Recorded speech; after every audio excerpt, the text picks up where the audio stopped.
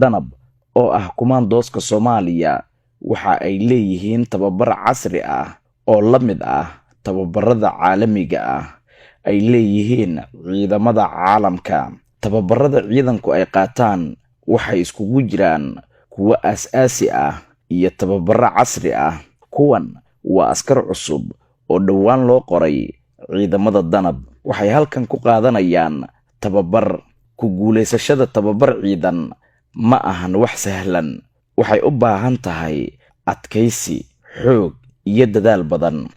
Askartan cusub oo qaarkood toddobaadyo ka hor ku biiray danab waxay kacaan subaxii hore si ay u maraan layliska kala duwan ee maalintii oo dhan.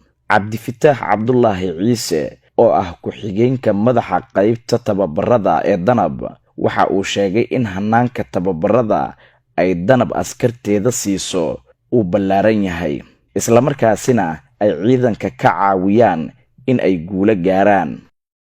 hanaanka tababarada guutada 16aad ee kumaandooska danab ay qaataan waa mid la mid ah tababarada casriga ah ee sameeyaan ama ay bixiyaan dawladaha horumaray ama ciidamada gaarka ah ee la siiyo. waxaana ugu wacan inay helaan waa inay ka duwan yihiin ciidanka kale ee xoogga dalka Soomaaliyeed ay yihiin ciidan special force ah. taas ugu wacan inay helaan ciidamo tababaradaas casriga ah. Mahad Maxamed Xaashi, Liibaan Cumar Cismaan iyo Sahra Daahir Cabdullaahi markii aan la kulmay 2 toddobaad ka hor iyaga oo saf ugu jira in ay iska qoraan ciidanka danab xero ku taala saldhigga Bilidoogle, iyo maanta oo ay tababar qaadanayaan waxay xaqiijinayaan qaar ka mid ah yoolkoodii nolosha. Hadda oo ay yihiin askar ka tirsan danab waxay dareemayaan in wax weyn uu iska bedelay sidii markii hore ay ahaayeen.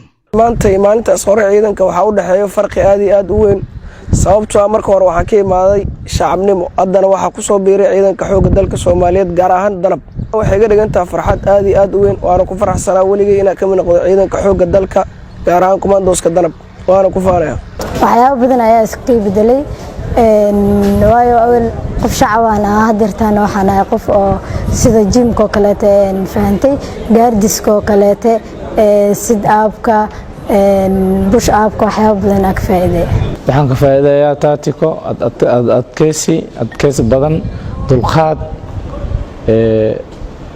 waxyaabo badan oo aad iyo aad u badan in jirkeyga aan dhisto kale. shalay waxaan ahaa qof shacab ah, maantana waxaa ahay qof askari oo dadka dhan wada aqoonsan yihiin, lagu sharfaayo in askar aan ahay. Waxaa jira waxyaabo si gaar ah loogu xusho askarta tababarka la siiyo sida da'da, aqoonta iyo shuruudo kale oo dhowr ah, kuwaasi oo askariga ku guuleysta kadib loo ogolaado in uu tababar qaato. askarta tababarka la siiyo ee guutada 16aad ee danab waxaa lagu xushaa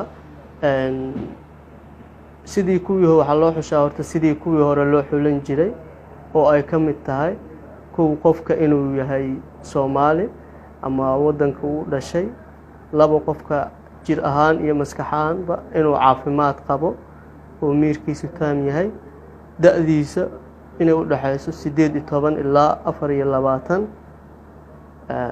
wato shahaadada dugsiga sare ama heerka koowaad ee jaamacadda, inuu ka madax banaan yahay ama uusan isticmaalinba waxyaabaha maanka dooriya sida daroogada iyo jaadka oo ay ugu badan tahay aan ka ilaalino.